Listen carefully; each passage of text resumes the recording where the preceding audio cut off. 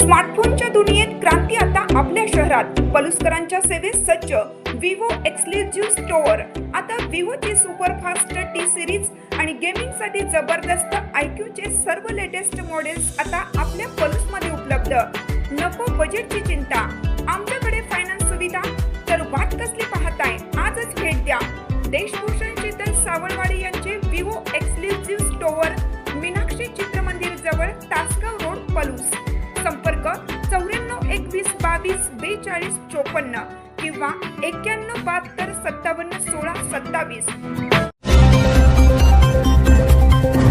मिरजेत वाद सोडवणाऱ्या पोलिसावर चाकूने जीवघेणा हल्ला, दोघे ताब्यात. मिरज शहरातील छत्रपती शिवाजी महाराज रस्त्यावर रात्रीच्या सुमारास नशेखोरांनी भर रस्त्यात घातलेल्या हायदोसात एका पोलीस कर्मचाऱ्यावर चाकूने प्राणघातक हल्ला झाल्याची धक्कादायक घटना घडली.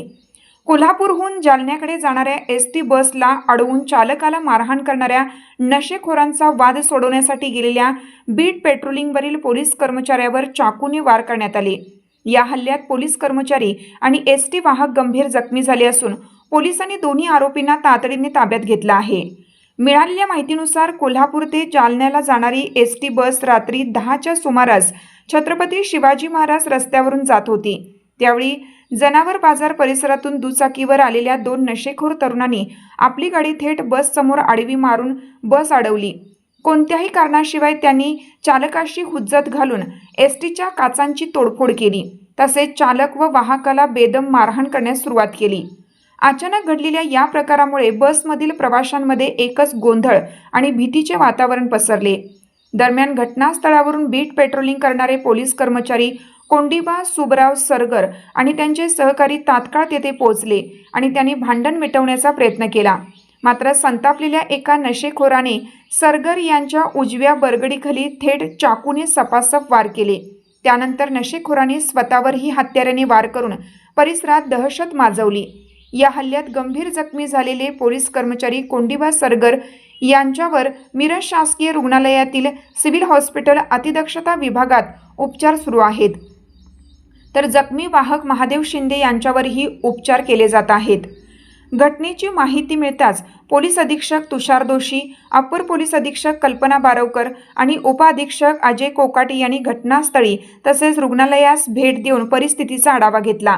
या प्रकरणी महात्मा गांधी चौक पोलिसांनी दोन्ही आरोपींना ताब्यात घेतलं असून त्यांच्यावर गुन्हा दाखल करून पुढील कायदेशीर कारवाई सुरू आहे. आज साधारणतः 9 वाजता एक इन्सिडेंट घडला आहे. त्याच्यामध्ये 2 इसम होते जे त्यांचे एसटीचे भांडण चालू होतं.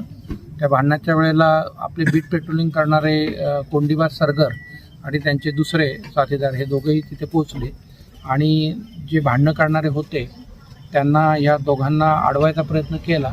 तेव्हा त्यांनी त्यापैकी एकाने हा चाकू मारला, आमच्या एका पोलिसावर हल्ला केला, ज्याच्यामध्ये त्याच्या उजव्या बरगडीच्या खाली एक जखम झालेली आहे.